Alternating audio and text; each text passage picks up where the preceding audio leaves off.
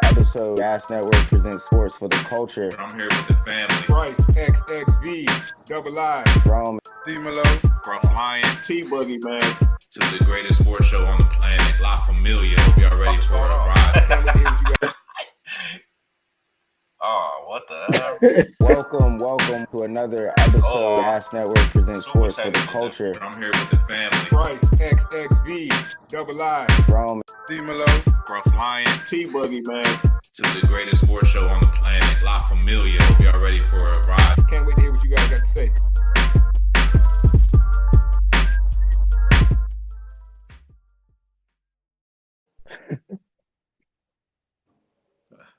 I was on me. Nah, technology is not being friendly, bruh. Technology is not being friendly today. What's up, man? I'm your host for the evening. My name's Gruff Lion. It's Gas Presents Sports for the Culture.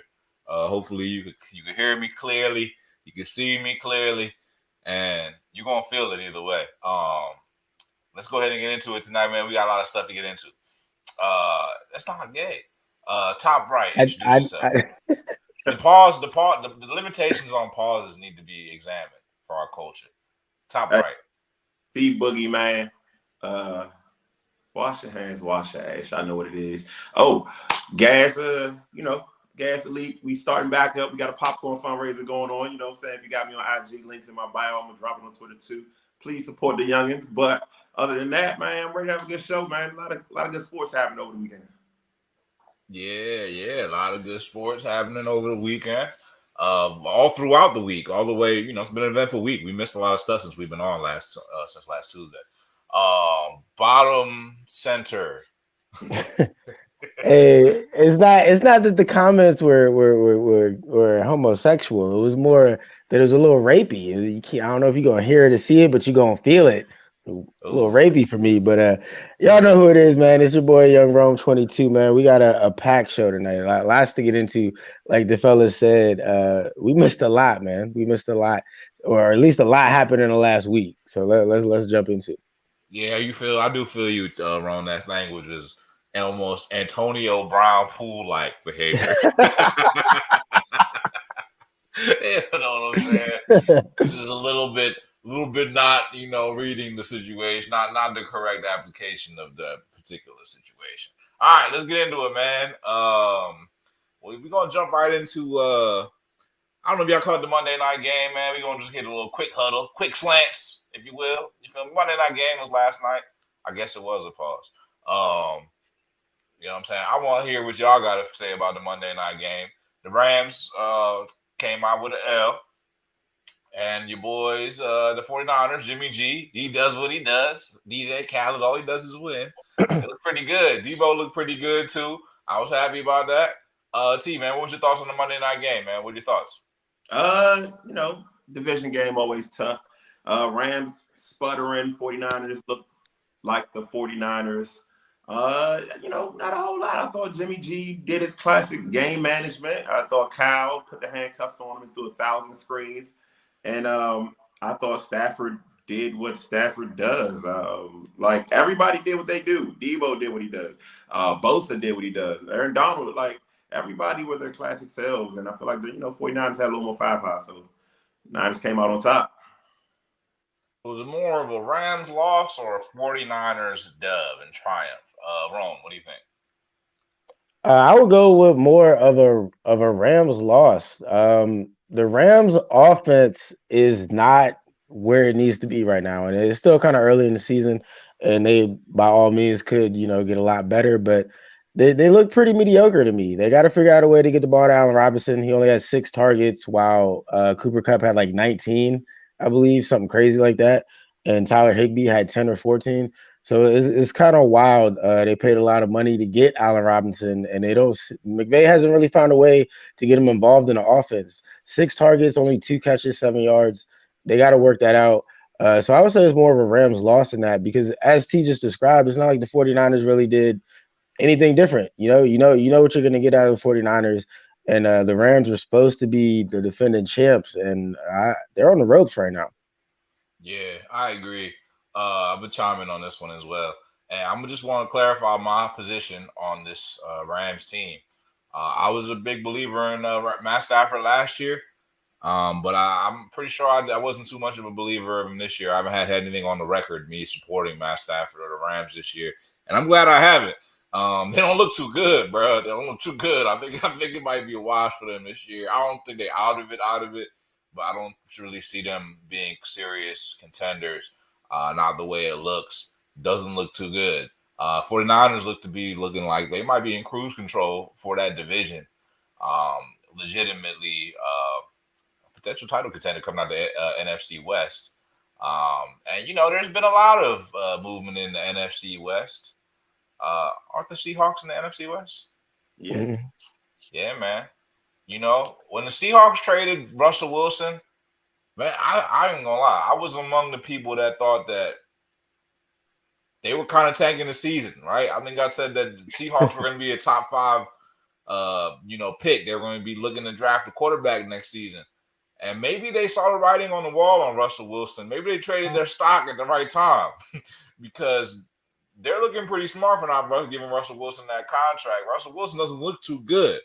As a matter of fact, I think it's fair to say that Geno Smith looks better than Russell Wilson. I don't know, fellas. What do y'all think about that? I want to talk to y'all about Geno Smith. I know they weren't traded for each other, but factoring in the fact that Russell Wilson signed, I don't know what the figures are. He signed a relatively large contract when he moved over to the Denver Broncos. They received, what is that? Geno Fant, Drew Lock, who's obviously not their starter, some draft picks, and then Geno Smith coming in and being the starter. So who really won the Russell Wilson trade? What do you make of Geno Smith's emergence? Are the Seahawks looking like geniuses right now? T, what do you think? It's so early in the season, man. Like it's early to give up on the Rams. It's so early, so much parity. But the Seahawks do look like they made a good move. They cut bait. It's kind of what we've seen the Patriots do, not at the quarterback position, but let that vet go before we got to pay him and invest. And let's try to win with the young guys. And by all accounts, they got some young guys that can play. I mean, DK's emerging. They got young running backs, and Geno's steering the ship. I mean, he lit it up against the Lions. So I think, especially with all the draft capital they got for Russ, 2 first rounds, a third, a fifth. Noah Fant, they don't even use Noah Fant, but I know. I would say advantage Seahawks. You got to take your hat off to Pete Carroll for being able to navigate this thing without what we consider a franchise quarterback. Yeah. I mean, that's fair to say. And we talked about the term game manager and a few things last week, so I want to hear what you have to say, Ron. He kind of just dismissed Geno Smith as a franchise quarterback. But what are your thoughts on this whole situation? Is Geno a franchise quarterback, or is it clearly no? Because he just threw him away like he was nothing.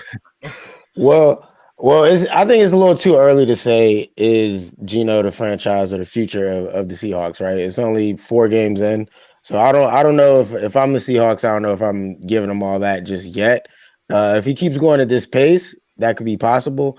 Geno is essentially resurrecting his career. I mean, he was a bust with the Jets. He got shipped around a little bit, ended up in Seattle. But to answer the original question, who really won this trade? I mean, it's a little unfair because Geno's going into this season with the benefit of being with Seattle for the last 2-3 years, being behind Russ, getting to learn the system.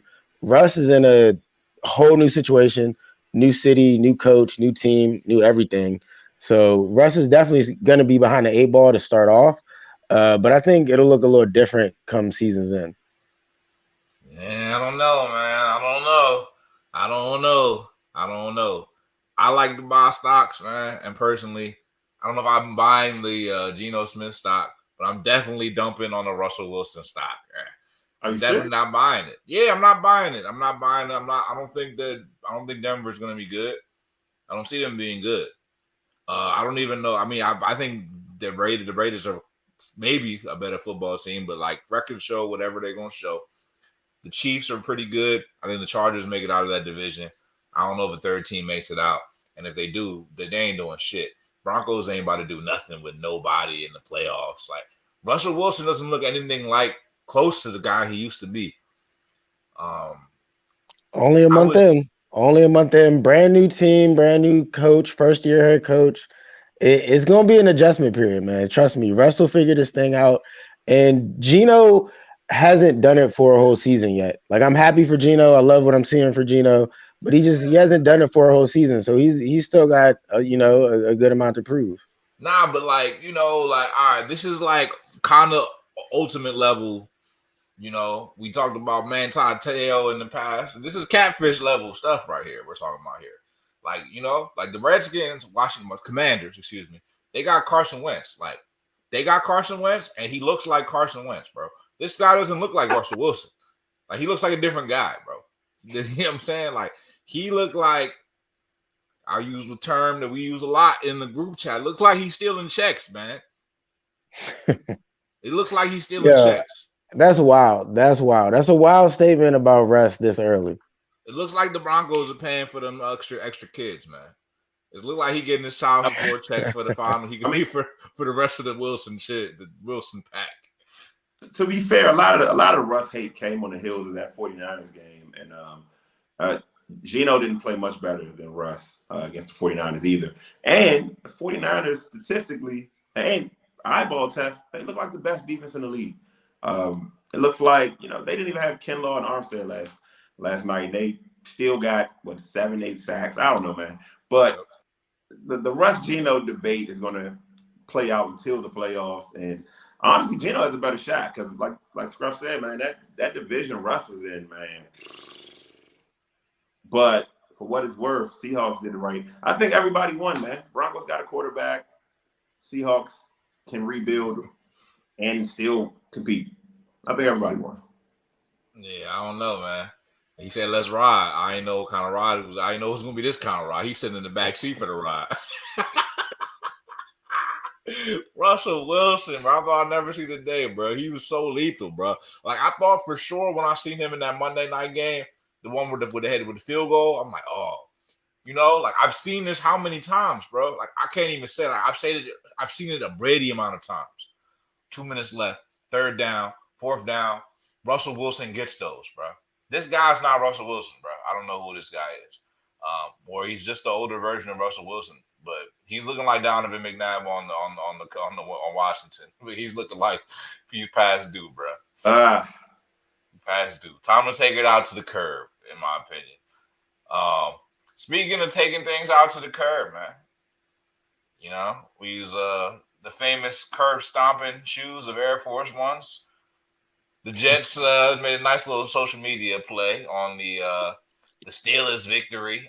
Steelers, loss for the Steelers, win for them, obviously. And Mike Tomlin said it's time to cut bait. No more Mitchell Trubisky starting for the Pittsburgh Steelers. Kenny Pickett is now going to be the starter moving forward with Pittsburgh.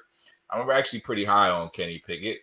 He was the first quarterback selected. Many of y'all didn't project him to be the first quarterback selected. Y'all all like Malik Willis. But Kenny Pickett will be the first amongst the rookie starters, I believe. So my question for y'all is Kenny Pickett the difference in Pittsburgh? Is it going to be a difference? Is it going to make a difference? No. T, go ahead. Oh, man. Absolutely not, man. Kenny Pickett is now ready to play football. Then he come in and throw 3 picks. Like, oh my goodness, 3 tip passes. Those weren't like terrible, like bad accuracy, bad decision passes. Those were just, I'm trying to, get the team back in the game type passes. Like other than that, he was 10 for 10. So, one of those tips goes the other goes the other way. That's a slippery slope, bro. Other than that, he's perfect. That's what I'm saying. Like, I think Kenny Pickett.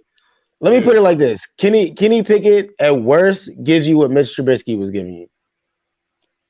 At worst. So does he make a difference in Pittsburgh? Absolutely, because he'll be better than Mitch Trubisky. That's his ceiling, and the floor is Mitch Trubisky or whatever. You know what I mean? Because what were they doing with Mitch? Losing games. What are they going to do with Kenny? Well, yeah, that's the thing, right? I think it's a smart coaching move. I don't think Kenny Pickett is the guy. I don't think he's ready, but smart coaching move because you know what you got in Mitch, and you get to find out if we need to draft another quarterback or not. So, play the guy. We already running to go draft another quarterback. We just drafted this one. What are you talking about? Look, what the Cardinals do to Josh Rosen? Like in this league, So so what are the 49ers about to do with Trey Lance? Because he's looking Oh, very RG3-ish. I mean, oh, 49ers invested a lot of draft capital into Trey Lance, so they're forced to play him. So no matter what Jimmy G does outside of winning a Super Bowl, they're forced to play him. So Trey's going to get a season, but are they? You yeah, sound like a double standard right now, bro. nah, because So Kenny Pickett's already Josh Rosen. Well, he hasn't even played. He hasn't even played started the game yet, bro. Trey Lance goes down in his first season after not looking that good, and just because Trey Lance was the third pick and Kenny Pickett was the 23rd pick or something like that, like it's not the same. The 49ers planned on doing the same thing, right? Win, lose, or draw, they want to find out what they had in their rookie quarterback.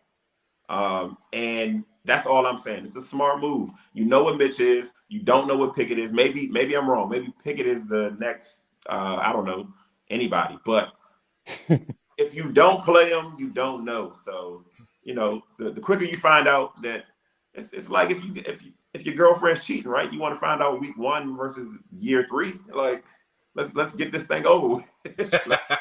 let's see if we got to keep her. Like, Yeah, no, I feel it, dog. I feel it. I think pretty highly of Kenny Pickett. I think he'll be the guy for them. I think he'll lead them to the playoffs too, actually. So that was my prediction earlier in the season. I don't know if I was on for the AFC North, but I predicted that Kenny Pickett is going to take the Steelers to the playoffs. They'll probably be like a 9-win team, but I think they'll make the playoffs. I think Kenny Pickett's the guy too. I think he's the franchise quarterback. Rome, you got any I thoughts on agree. this? I Yeah. agree. I think Kenny is going to go on a run this season with the Steelers, and I think that he's going to be the long-term quarterback there for sure. T comparing him to Josh Rosen early is the second wild statement of the night, man. That's crazy. I think Kenny Pickett, even just from what I saw in that first game, I mean, yeah, he had the 3 picks, but again, if you watch, those picks are literally the kind of picks where you just, I mean, you say, well, what are you gonna do? A guy tips it, it lands in the other guy's hands, man. Like it literally happened to him 3 times. And then Kenny just strikes me as the type of quarterback that's not really gonna go for mediocre, and neither is Mike Tomlin. Really, yeah, I'll be completely honest. Really, what it is I trust Mike Tomlin. I don't think Mike Tomlin is gonna draft the wrong quarterback, and I don't think Mike Tomlin is gonna put the quarterback in at the wrong time. Typically, you got to protect your young quarterbacks, but T's right. You do got to see what you got. One way or the other. And we all know what Mr. Trubisky is. He couldn't hold down the fort any longer than this. So that tells you a lot right there. So again, I think Kenny Pickett at worst gives you what Mitch was already giving you, and at best takes you on a run and gets you to the playoffs. Okay, all right. Well, I agree with you, Romo. We see. It's an interesting comment though, right here. He said the difference between the Niners is that they had to pick higher for in order to get the draft capital to attain Trey Lance. Like Kenny Pickett just fell to them. You know what I'm saying? Kid played for Pittsburgh. He's in their backyard. He just fell to them. You know what I'm saying? So I think what we're seeing here is, obviously there's more invested into Trey Lance. So that's why the 49ers feel as though they had to play him, I suppose. T, is that fair to say? Now let's put it how it really is. There's more egg on the face of John Lynch and Kyle Shanahan if Trey Lance doesn't succeed. You gave up the motherfucking car, the house. You know what I mean? Like Trey's got a ball, bro. Or y'all go too. That's what it is. It would be a little easier for Tomlin to get off Pickett if Pickett goes out and is Ryan Leaf this season. I feel like that's a super reach, but if that happens, it will be a lot easier for him to get off Pickett. So yeah, I agree with the comment. Yeah, but I think there's a valuable lesson here to be learned about how you operate with things. You know what I'm saying? I mean, you could pay up, the big price and something that you really want.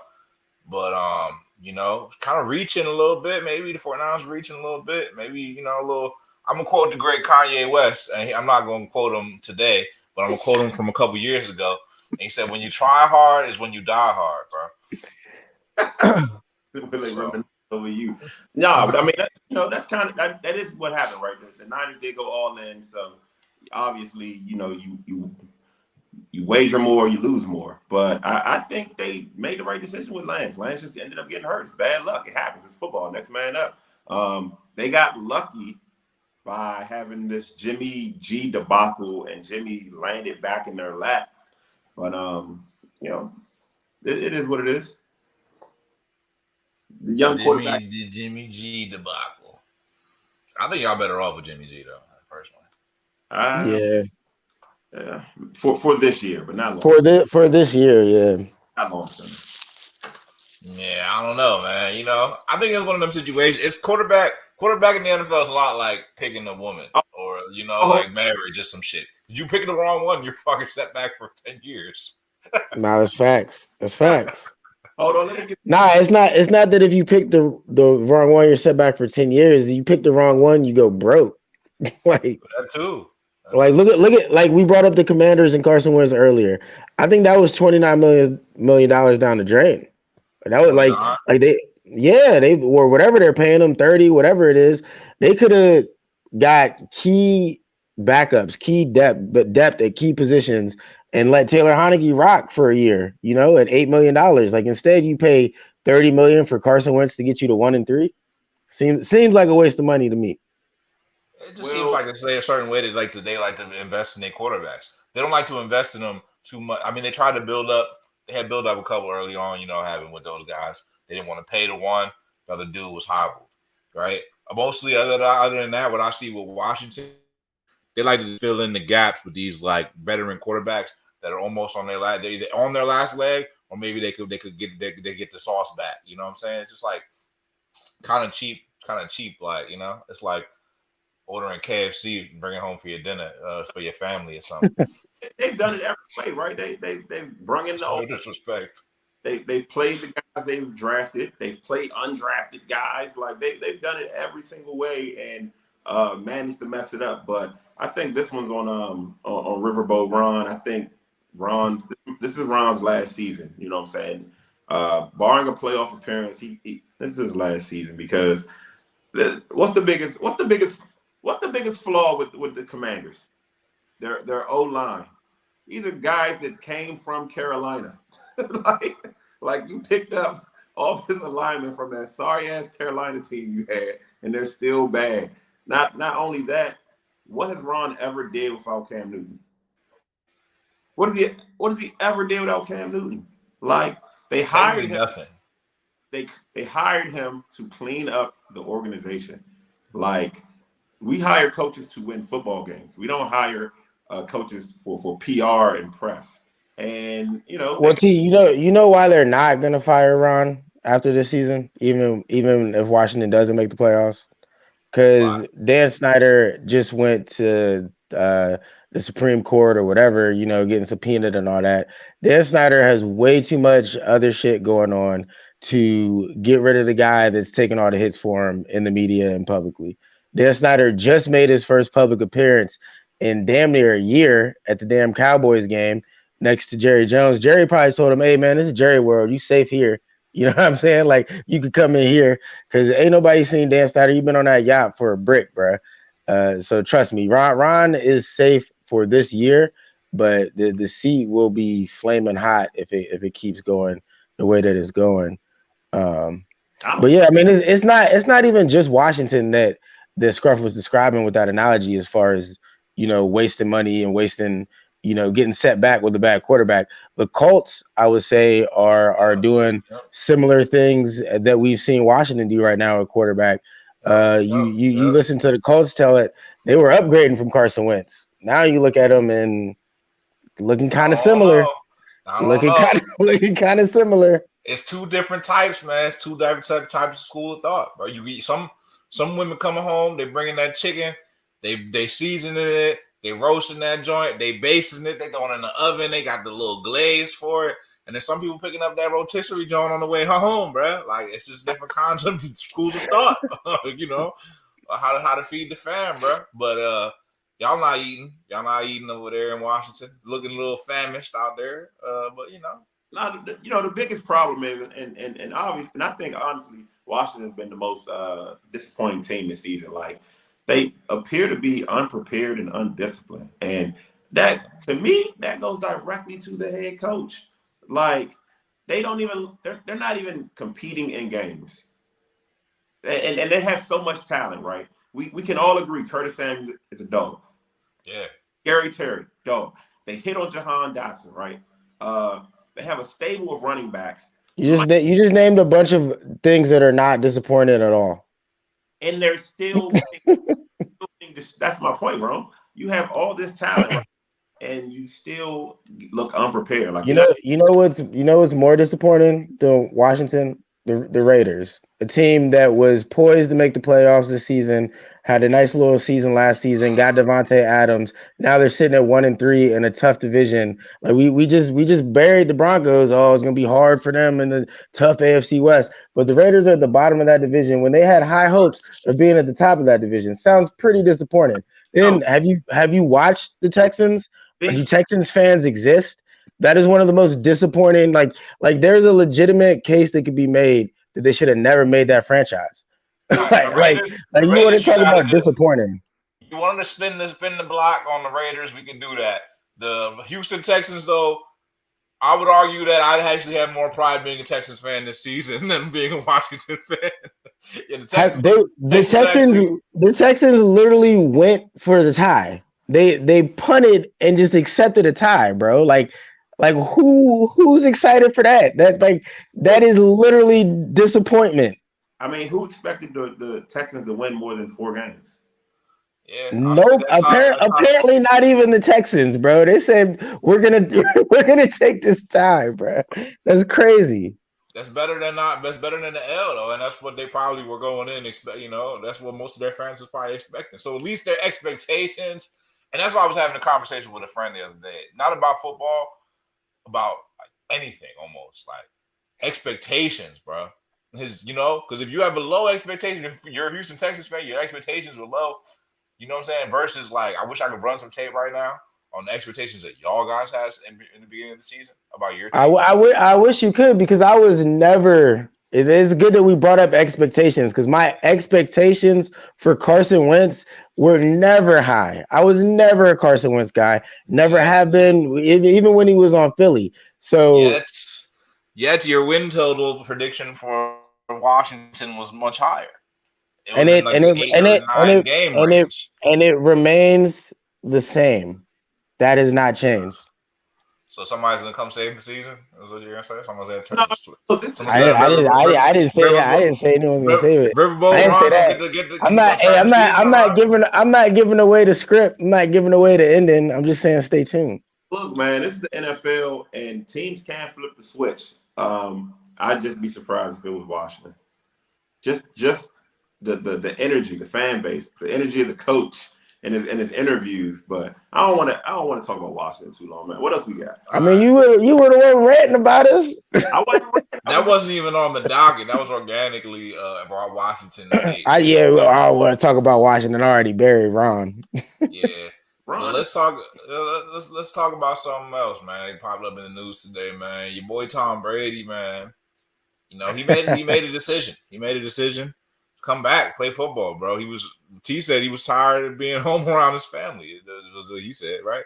More or less is what he predicted, and seems like that was the case. And now things is getting a little worse on the marriage front, the home front. Tom Brady. His wife filed for divorce or something like that today, something like that. So, man, decision to come back doesn't cost the boy. I mean, Giselle is a supermodel. But, did Tom Brady's comeback cost him his marriage? And did he make the right decision? I'm going to add the caveat to that. Rome, I'm going to start with you, man. You seem to be excited about this one. Hey, so this is a funny topic, man. This is a funny topic because, one, we don't know this man's personal life, so how can we really dive into did his comeback cost him his marriage? For all we know, he cheating on Giselle. She could be cheating on him. The comeback might have nothing to do with it. He might have retired to try to save his marriage, realized it wasn't going to work. It was like, I'm gonna go play football again then and forget it. We really, it's all speculation. There's no, not too much to pull from. Obviously, it looks that way. It looks like okay, Tom decided to play football again. Now they're getting divorced, but they could have been headed for that the entire time. And honestly, good for Tom. Like I'm happy for the boy.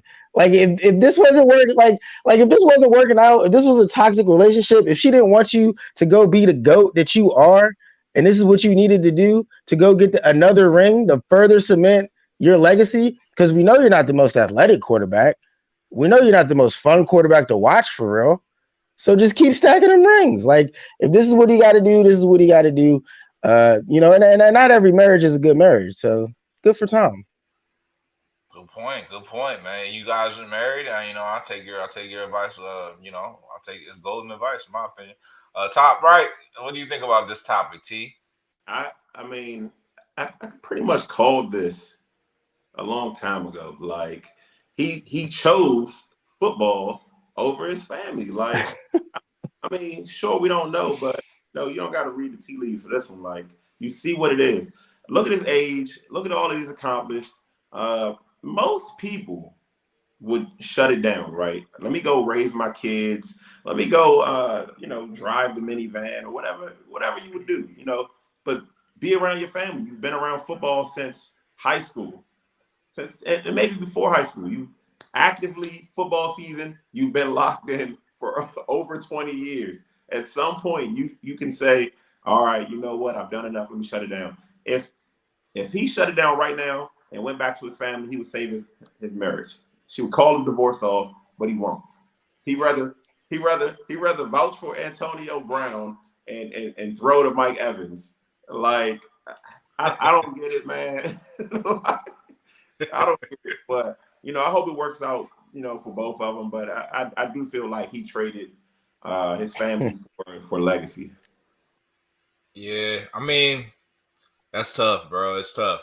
I mean, but the thing is, bro, I support Tom Brady in this endeavor, bro. Honestly, because I don't know what the situation is for the facts of it. He did what he had to do, bro. He did gold things, man.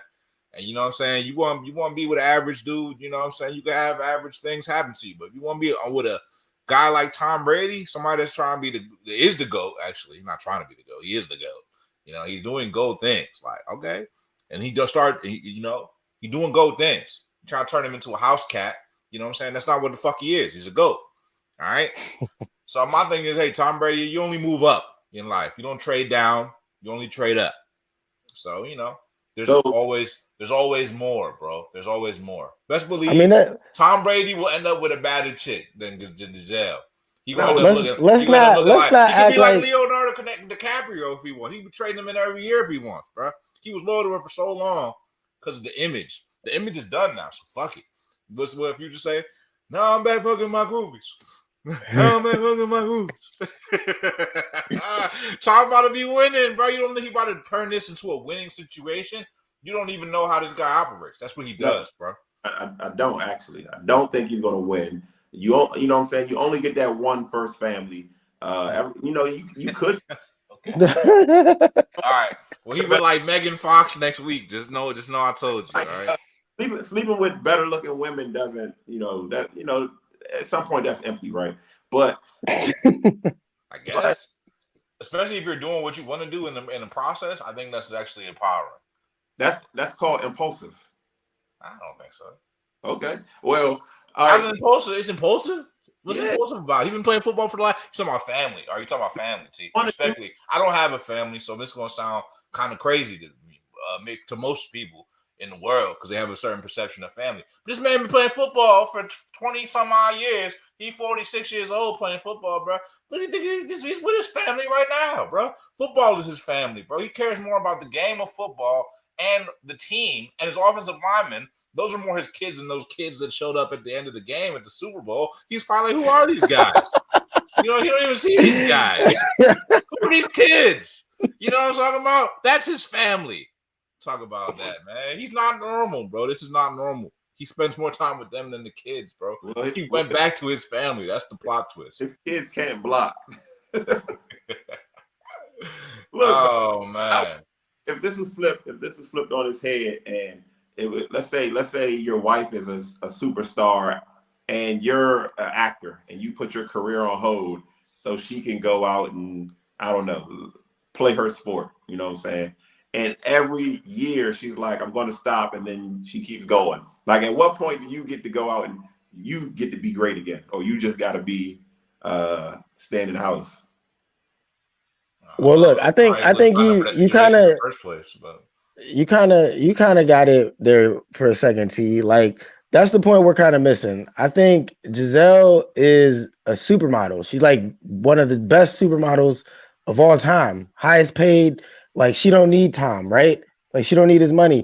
Yeah, This is a power play for her in a way, also, right? Like she's probably looking for some type of control in a relationship. If you're not gonna retire from football when I say retire from football, then I can, you know what I mean? Like I like it's not just about Tom, bro. Like she could just be dumping this man. Like for all we know, he does want all those things and he wants to play football, and she's just saying no, bye, peace bro. out.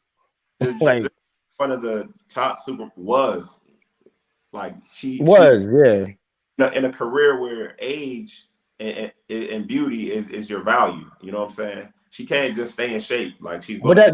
that's what I'm saying. Like, so she's made her money. She's probably ready to do the family thing, and for him to be done with football, she's ready to retire. You see what I'm saying? And the fact that he's like, "Oh, I want to keep doing it," she might just be fed up. She might pack her bags on, do it. Maybe she listened to Jasmine Sullivan album. I don't know. Giselle might just be done with this man, and it might not be it up to Tom. Like, No, and that's what I'm saying though. But but in that scenario, if he hangs it up, he keeps her. yeah, you know, it'd be hilarious if she and that's where I agree with Scruff, and that's where I feel like he might look at it like, well, footballer Giselle, like, what Skip Bayless call him, Psycho Tom, like. you could get another Giselle, bro.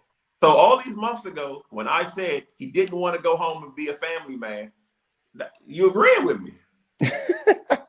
He is a family man. He's with his family now. I'm disagreeing. I like you can still,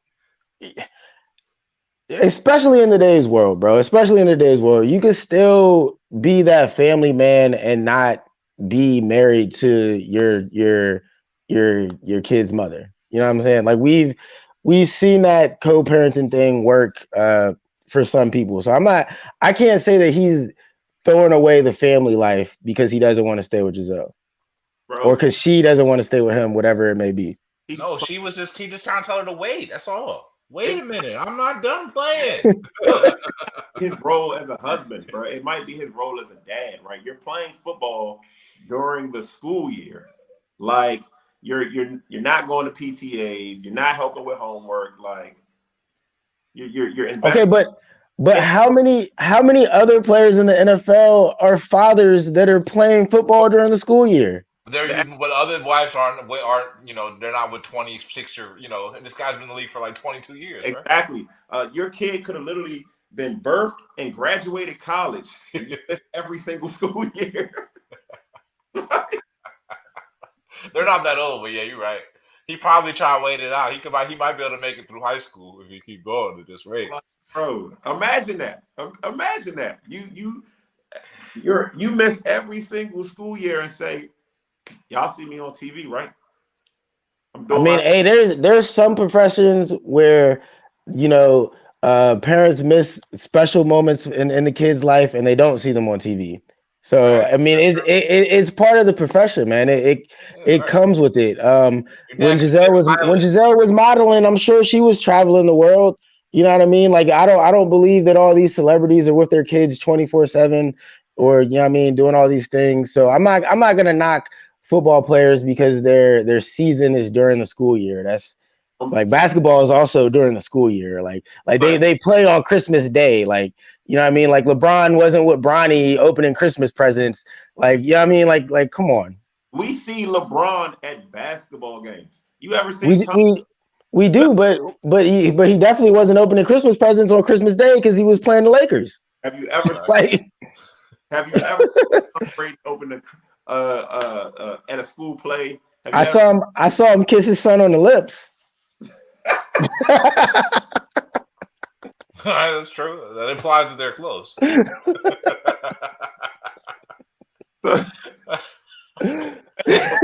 We I don't know, bro. By giving me COVID. Okay, I'll take it. Oh man, I don't know, man. I don't know, man. Things ain't right in the Brady household, man. You know, but hey, man, I don't know. We'll see how the situation plays out. We'll see how the situation. As far as I'm concerned, though, Brady came back to his family. He uplifted my man Bowles. Bowles is a head coach now because of Brady. He did what the NFL couldn't do. You feel me? Got my man Leftwich got the old coordinator job. He uplifting the black community at that. Tell that broad send me my papers. Tell them send me my papers, bro. Brady getting Todd Bowles the job is like Trump freeing Kodak. That's how I see that. The thing about Giselle is, and models like that is, there's a new one of those like every couple of years. So Giselle is only solidified because she is, you know, the trophy of Tom Brady. So, she's another one of his rings, and he could find another one. So she had to put her career on the shelf for him, but when his career could be over, he doesn't have to hang it up. She doesn't have to put his career on the shelf. She's been on the shelf, bro. She's a model, bro. She's like 46. She put her career on the shelf to be a mom and wife. Oh, that's on her, bro. She could have waited too. You gotta. There's got to be some resentment there, no matter how. Hey, let me put it to you like this, T. Let's hypothetically saying, right? Let's say you were married to Serena Williams. Yes. Are you telling her she needs to retire, or you're leaving, or are you letting her play? Are you letting her play? Are you? I'm a retire. You gotta retire, or are you letting her rock? That's an interesting situation, though, because I don't know about Serena's situation. Her husband is actually very well off. So, like, if he did say that, he does have a little juice to say that. If I put my career on hold, like say I was an up and coming actor, right? I had a breakout role in a movie, right? And then I stopped because she got to train. She on the road. Sis, once you get ranked like 150, you know, once you out of that top 50 ranking, you need to hang that up so I can go back to the man. You know what I'm saying? Like, I don't care. Like at that point, right? We supposed to be a union. Like we got to compromise. I compromise. Now it's your turn. Like maybe you got a little more juice left. Bring that juice to the bedroom. I'm going out back on the road, baby. Good answer, man. Good answer. Oh man, it'll be fun to see how it plays out, man. A lot of interesting situations to play out with that. A lot of backlash coming from that decision, man. But you know, that's a good transition to our final NFL topic. Man, there was a lot of backlash coming to the decision of the NFL. The third party operator, whatever the fuck they were saying, the third party that cleared Tua for the concussion, and the backlash and everything that came with that whole decision that happened last Thursday. Now it's, you know, I guess it's old news now, but y'all know that they fired the third party physician who actually reports to the team doctor anyway. But that's neither here nor there. What are y'all thoughts on this whole Tua concussion thing with the NFL, how they've handled it? I have some thoughts, but I'm going to share them till later. Ron, we'll start with you.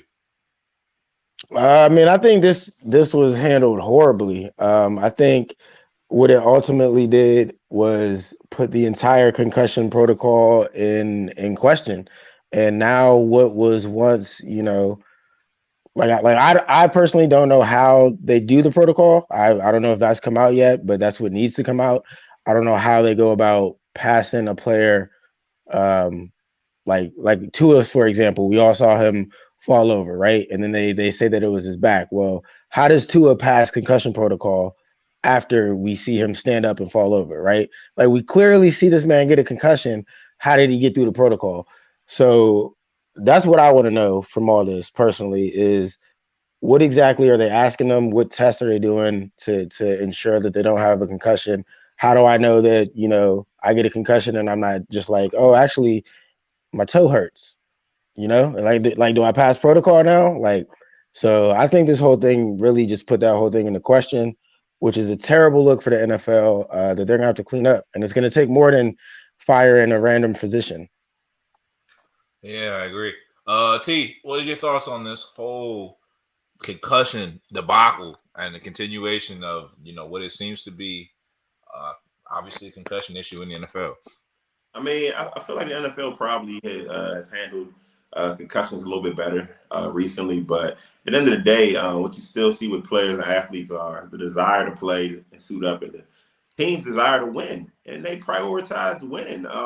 You know, you didn't have to be a doctor to tell that that wasn't no back injury, and if it was in addition to a head injury, and watching the guy fall down. I think as a teammate, as a coach, not even a physician, just on a human level, you're supposed to try to get that guy out of the game. You know what I'm saying? Maybe they did, but they didn't try hard enough. Like somebody's supposed to take his helmet and hide it. And not only that, it snowballed into a bigger issue because if you clear him, you can't come back and say he's out for the next game with a concussion because that means you let him play with a concussion. So you roll the dice. And it's a Thursday game, a 4-day window, which some players don't even agree with, right? Your body doesn't have enough time to recover.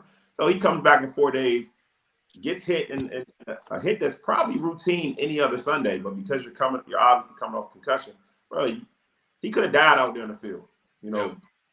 He honestly could have died out there, and kids would have seen it. Everybody that has Amazon Prime were tuned into the game. Amazon was gross. They showed the replay of him hitting his head 50 times. Like, yes, they did. Yes, they did. Yes, they did. Nah, you're right, bro.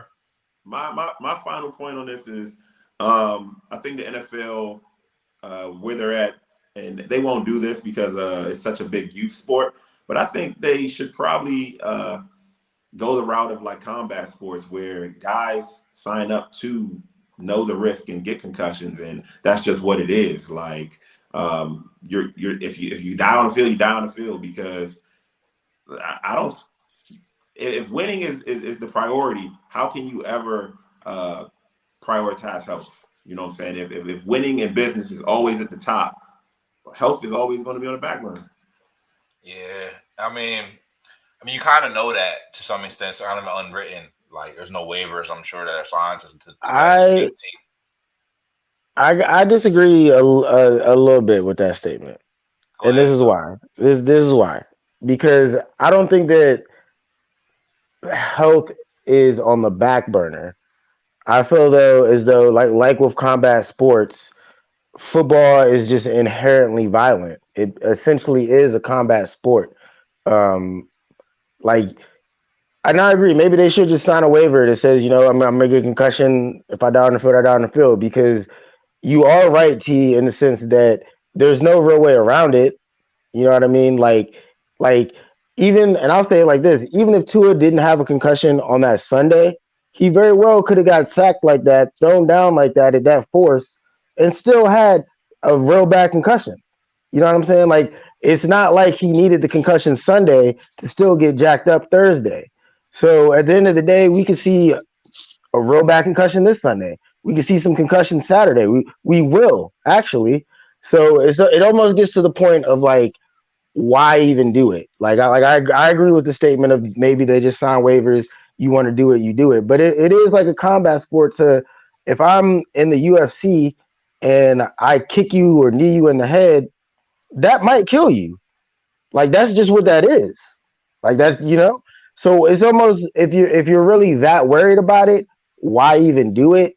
But I don't think that the NFL is putting health on the back burner. I think they started something with the Guardian caps. My son saw the Tua hit and even mentioned to me about a Guardian cap, so that might end up being the future. Who knows? But I think they've upgraded the helmets. I know from when I played in high school, the helmets look way safer than back then, and that's just from that small time. So I can't imagine what it was like in the 80s or 90s. So I think as time goes on, man, they try to do what they can with health, but at the end of the day, as long as you're playing tackle football and it's grown men, you gonna get concussions. It's not gonna go away.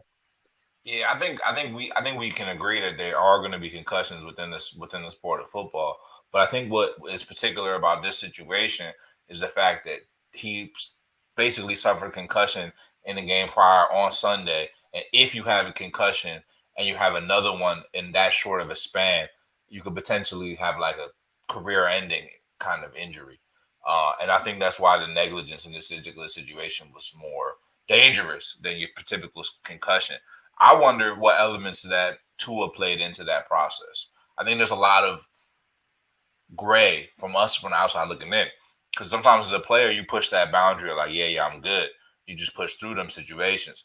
And that happens. And sometimes the player gambles and makes that decision. Sometimes it's the team officials, whatever the case may be. But when I look at this whole situation, it just smells a little funky, in my opinion. Because I look at the NFLPA terminating the unaffiliated. Look at the language. I'm about the language. Unaffiliated neurotrauma consultant involved in clearing Tua Tagovailoa to return to play. Yada yada. Involved, and he wasn't responsible. He was involved. He's unaffiliated. You know what all that means? You know what all I hear? Shielding. That's just shielding. That's the NFL doing what they do best. Shielding. Protecting themselves from any liability in this situation. And they set up the concussion protocol in a way to which they can shield themselves. Third party affiliated. Okay. First thing I knew that motherfucker gonna be fired by Tuesday. Here it is. He fired. You know what I'm saying? And then you know what? You know who I really blame for this situation? Bezos, man. Jeff Bezos, man. Bezos got Tua popped, man. Bezos got Tua popped, bro. Because they want to make sure he got back in that game. They want to make sure he was ready to play for Thursday. The big Amazon Prime Thursday Night Football extravaganza. Taylor Rooks on the sideline. You know, they got the Amazon powered system stats powered by Amazon Warehouse System, AWS. They make sure they show your ass that shit. Look at the motherfucking special ass replays of him getting fucking smacked. Amazon made sure to hit you with all that shit, man. Like, because it was a huge spectacle, because it was huge money on this. Little do people know Amazon Prime don't jump into this game. This is like almost like the drug game. You know what I'm saying? Like, you getting like NFL rights is basically like you almost like, it's like what I'm gonna have to quote Ye again. But he say, if you run a train on y'all gang bang, we in the same gang. Like this, you gotta do some shady backguard shit to get in with this shit, and we have buku money. Amazon has plenty of both, and they do plenty of cutthroat shit. But this whole situation, bro, Bezos, man, I blame Bezos, man. Bezos got Tua pop, man. If I'm the Tua Tagovailoa family, I'm going over to Amazon headquarters and say, cut me a check, man. Y'all owe me. Y'all gamble with my life, man. Hey, you're onto something with that with the Bezos thing, man. I found it funny at the beginning of the season when they announced that all the Thursday games would be on Prime. That Bezos, there was plenty of rumors about him wanting to buy a team, potentially be an owner. And then when all that died down, it kind of felt to me like he was like, well, if y'all aren't gonna let me own one of your teams, all your teams are gonna play on my channel.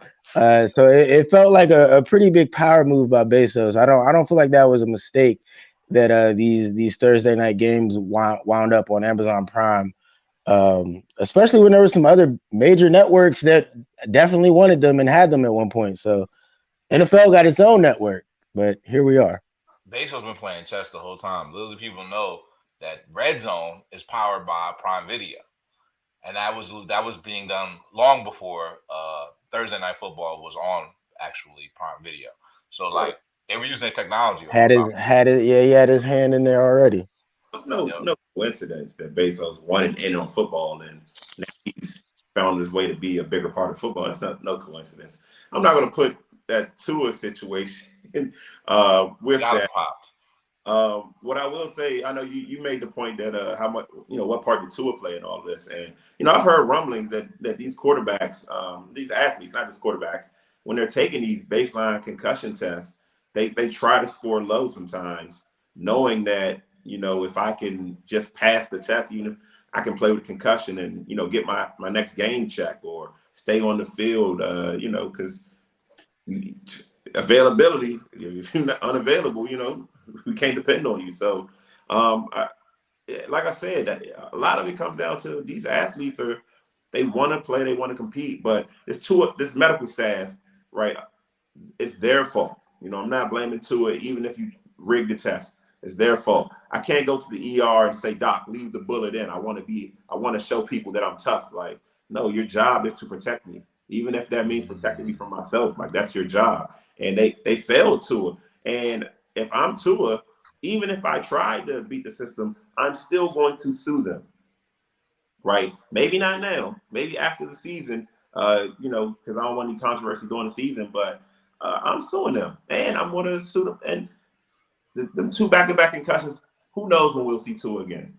I don't think we'll see him for another 2 to 3 weeks at the least. Oh man, y'all know I actually predicted this. I can see him being out 2 weeks, for sure.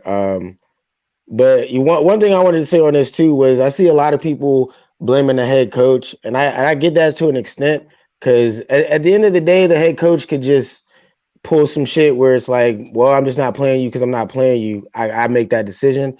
But I think this situation is a little unique. Mike McDaniel is, first time head coach, a lot of stuff going on. I'm like, he's not Bill Belichick. He's not Mike Tomlin. He's not some tenured guy who, has been through this before. Right. So I feel like he it's like T said, he needs to be able to trust the medical staff. He needs to know that his guys that are doing the medical work are coming back with factual information so that he can base his decision off that. So I get what some people are saying as far as like, well, the head coach is the end all be all or whatever, but like you still got to be able to trust your medical team. Like your medical team is the one telling you what it is. So if you can't trust those guys, then you know what I mean? Like I personally don't blame the head coach. Is he still I just figured it all out, guys. So actually this goes back weeks ago. There's somebody else's blame. I blame the company, the toxic company culture of the Miami Dolphins, and that trickles up to the owner, Stephen Ross, who I said weeks ago was hurting the integrity of the game of football or the NFL. Well, obviously they don't have any integrity at all. But this is even more so because to what degree these team doctors, these third-party officials report to the team doctors. Who do the team doctors report to? The owner. You know what I'm saying? Yeah, Mike McDaniels is standing there in all these interviews. Why? Because he's the head coach. He's the fucking fresh guppy. Throw him out there. The owner at the crib, he watching on Prime Video too. Well, I think Daniels handled it terribly, almost as bad as possible. Saying, "Hey, Tua got back on the plane with me. All right, head injury, which is terrible. I'm not a fucking medical. Well, I'm not a medical consultant, but I wouldn't want to go on the plane after getting a concussion. I don't know about you. You know what I personally think on the Mike McDaniel hiring in general. After that whole debacle with Flores, I feel like the Dolphins hired a guy, and I don't mean any disrespect to Mike McDaniel. I like him as a head coach, but I think they hired a guy who is very green, who's very much like, oh, I'm a head coach, like bet, like excited, you know what I mean, like wet behind the ears, so to speak. Yeah. And he's right. Like when he goes out there and they're asking him the questions about Tua, it looks bad, and I don't even know if that's necessarily his fault or if he's just the guy that they're throwing out there to take the bullets. Nah, this is all 40 laws of power right here, bro. Couple big points. Find a scapegoat, which they did, the third party official, and you find somebody out there to do your dirty work. I forget what the term is, but basically this is what McDaniels is. And you find somebody in there you can put in there that you can control. Yeah. I feel like they got a guy where he'll just do what they want. Mm-hmm. Well, okay, yeah, bro. He's just happy to have the job, right? Yep. But at the same time, right, you're still a human, man. Like you should know head injury. You probably should avoid the plane, and you gotta know, man. Maybe you just know how to draw plays and call plays, and I could be giving you too much credit, but you gotta know saying that, we talked for 15 minutes and he laughed at McGruber. You gotta know that doesn't mean anything. Like there's literally no relevance to that. Like. And some people even said his mind had to be messed up to even laugh at a show like McGruber. So that was a red flag. man, I was loving McDaniel 2 weeks ago when he was scheming things up, but when it come to managing the team, handling the situation, he's in way over his head, bro, because he's covering up a scandal. And he really has no business covering up, bro. Okay, help me out with this one. What is an unaffiliated consultant? How are you unaffiliated, but you're working with the team? So basically what you're saying is like, we hired you. Outsource. Well, what it is it's agreed upon between the players association and the team. Like that's who outsources it, who picks it, essentially. Makes sense. So I mean, they're all. At the end of the day, whoever, it shouldn't even just be the person that bungled it, the outsourced, undisclosed, whatever. It should be the person that hired them too. You know what I mean? Like this is bigger than one person for sure. So what was this person's credentials? How do you get in there and how do you mess that up? Everyone knows the NFL has people that sit in the stands to check for players that get concussions or that have symptoms that might go unnoticed on any given play. Players, you ever see the game and they just stop a random play and they say, oh, 27's got concussion symptoms, gotta go. You know what I'm saying? How the hell does the camera catch Tua and nobody else does? Like, none of it makes sense. So that's the crazy part about it. That's why it's so gross, because the fans call it. Everybody's tweeting it. You know what I'm saying? Like, the cameras caught it. It's replayed. How does, at that point, right, as Mike McDaniels, like, are you telling me you just trust the medical staff? Like, are you sure? You sure he's good? I mean, I seen the guy pass out. Are you sure he's good?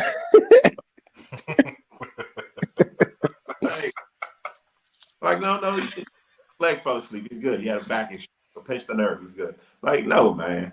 And that's what I mean, right? We're always going to have this. We've heard stories from the beginning of time about how they shot football players up with drugs to keep them on the field and done these things. They said several mistakes was made. Bro, why would I? Several mistakes were made with my brain. All right. They need to name every mistake that was made. I want full transparency, to be honest. I mean, we probably won't get all that, but they need to. The only way the NFL can spin this around in a positive way for them is to completely be open and honest about what the concussion protocol is. Like, how does a player pass? Like you said, like there is a baseline test. They're just, you know what I mean? Like what are you really doing to make sure these players don't have a concussion? Like how? Like, because some weeks people will be in concussion protocol, or at some points in the season, it seems like they're in concussion protocol for 2-3 weeks. So how is this guy not passing it? But then you got another guy who is cleared in a day. Like it's. You make a good point. They do a good job of protecting them and keeping those details private. Even I was at the Ravens game this weekend. They go and they just create this whole ass tent and they just bring you under the tent. And I'm just like, what the hell? Where the hell the tent didn't even exist? And they just go poof. They create a whole tent to cover up, and just so you can't see nothing. Like, what the fuck? Like, why is it so secretive? And you make a good point, Rome. We don't know. We don't know the details. We don't know what the protocol is. Now we have questions because, like, we see it's not adequate. But it's a messy situation, bro. It really is. My thoughts and prayers go out to Tua and the Tagovailoa family. I'm gonna say it properly. Keep y'all in my prayers, man. But yeah, man, crazy shit, man, crazy shit. But pretty crazy. So from somebody that shouldn't have been in the game to somebody that hasn't been in the game for 82 years, maybe 82 games, not 82 years. My bad. Ben Simmons playing basketball again. That's interesting. Kawhi Leonard is playing basketball again. He actually hasn't played since even longer than Ben Simmons. Nobody really gives him shit about it, so I'm gonna give him a little shit about it. Kawhi's back. A lot of guys are back, man. Jamal Murray's back. A lot of good stuff going on. NBA headlines, man. Biggest storylines of the NBA preseason, I guess you could say right now. But what's the biggest story of the season so far? I mean, what I just laid out there. And is any of that entice y'all to switch over from football? I think I see something out my window. It might be like a blue moon or something in the sky. You said Ben Simmons is playing basketball, like he's on the court. Yeah, he's on the court. He ain't Is it wearing no Hoopy NBA? sweaters. He put his jersey on. Nah, nah. I'm definitely excited to see what the Nets actually look like with their quote unquote big three. I know you wanted to talk Sixers too, man, but I really I want to know how you're feeling, man. Like, what do you think Ben Simmons is about to do with these Nets? Like, now that he's actually out there.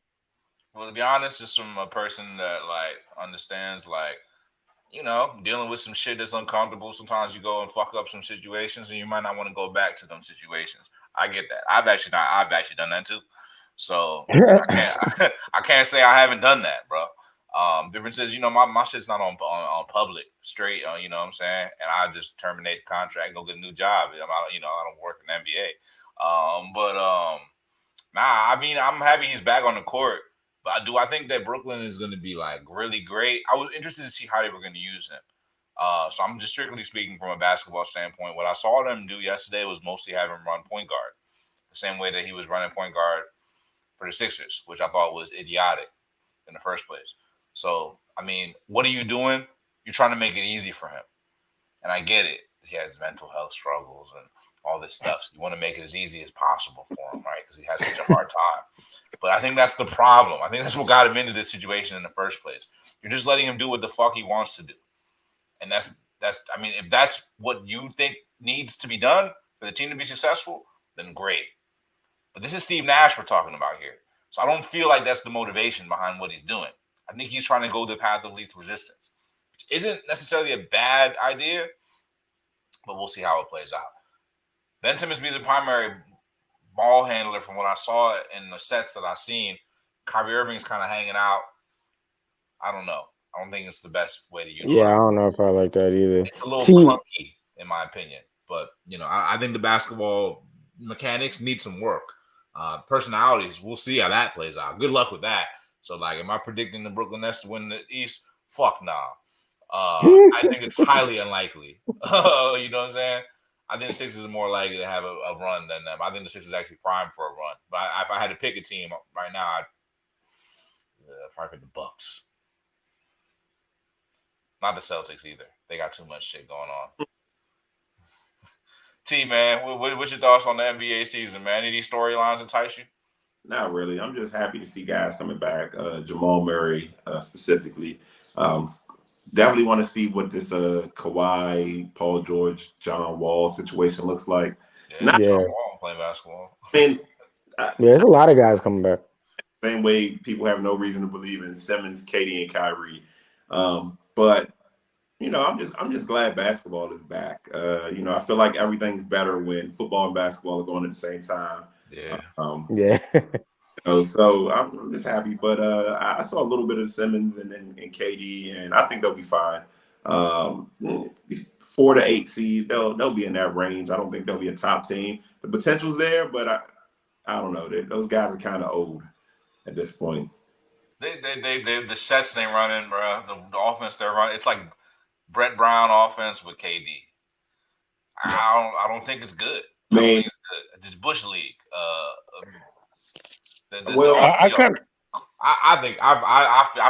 understand why Durant was going so hard about the Steve Nash thing. I mean, you got two guys that can create offense over there.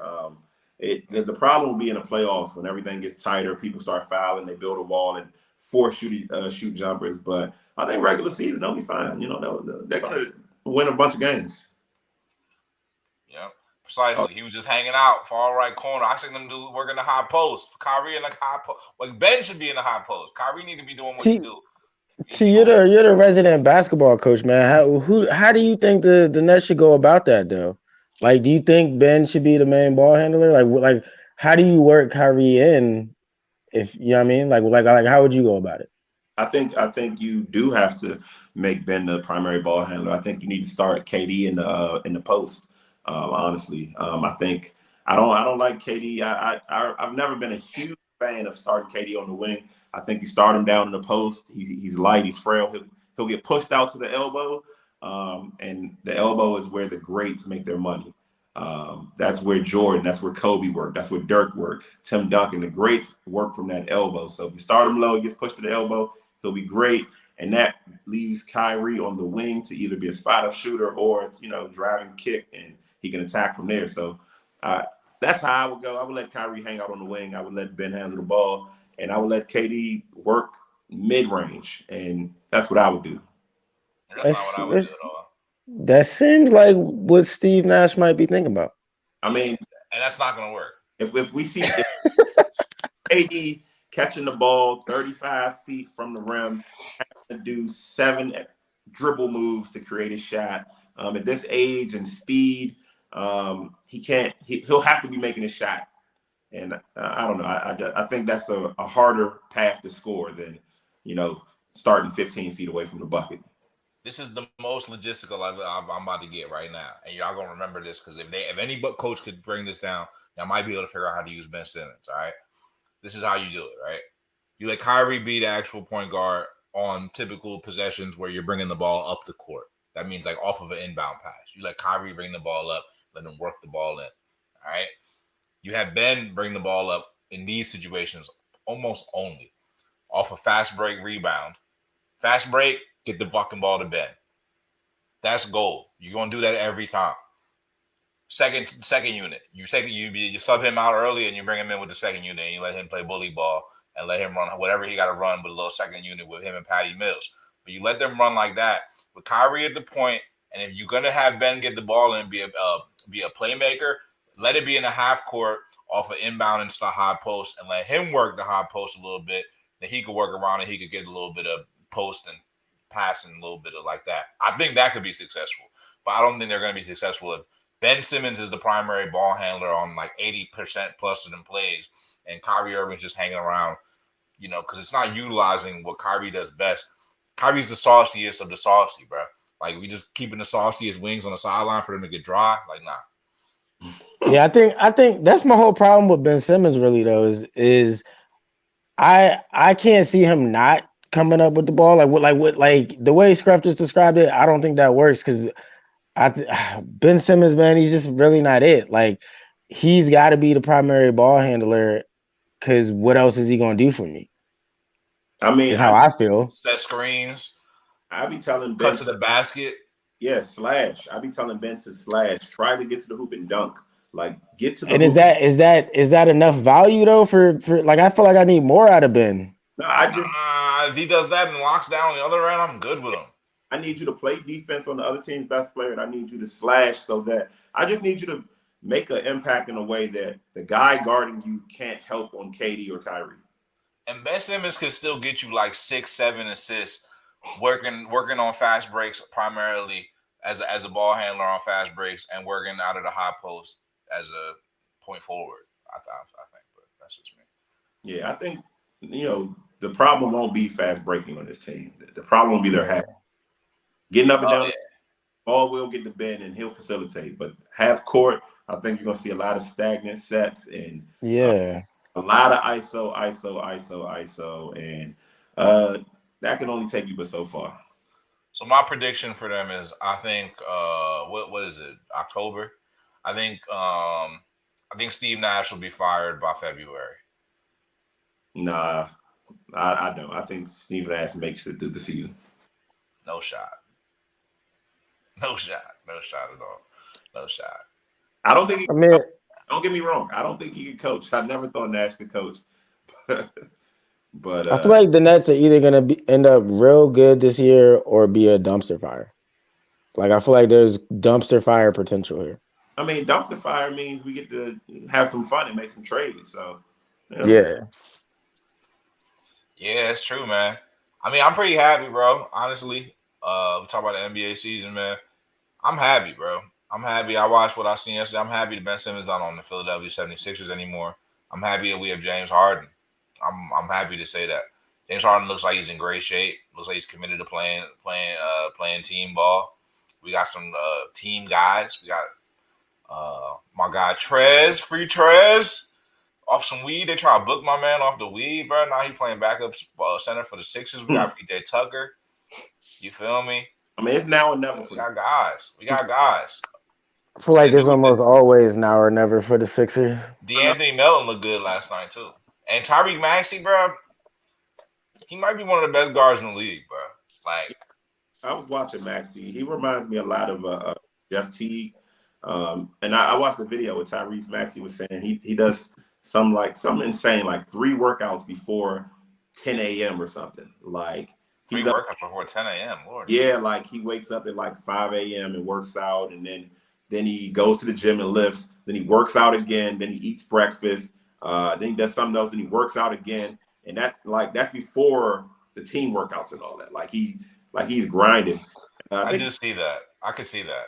Yeah, I mean, he looks it, and he was saying something effective, like it gives him like the mental advantage.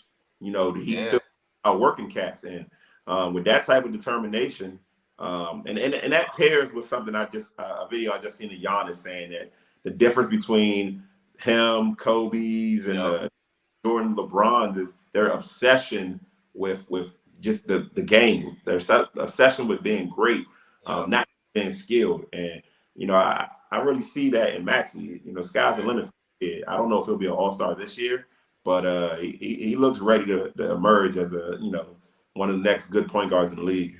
I think he could be an all-star depending on how the voting shakes out and all that with the standings and all that shit. If the Sixers number 1 seed, I think they could do it. But yeah, Maxey, bro, that kind of work ethic is crazy, and I mean it's great to see people that have that work ethic actually succeeding.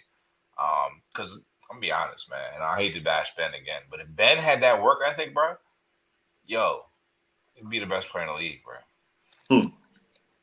He'd be LeBron James. But I don't. The only not living in that dream no more, though. So I'm happy. The only coaching adjustment I would make for the Nets, I would require Simmons to shoot 4 threes a game. Like I don't care if you make them or miss them. You have to shoot them so that guys respect it. Yeah, I don't know. I don't like that plan at all. But hey, if that's the plan, if that's the best plan the coach team come up with, ain't no chance Coach Nash will come up with anything better than that. So it's going to be a long season for the Nets. Shooting jumpers. Why, bro? For what? He's not going to make them. It's not about.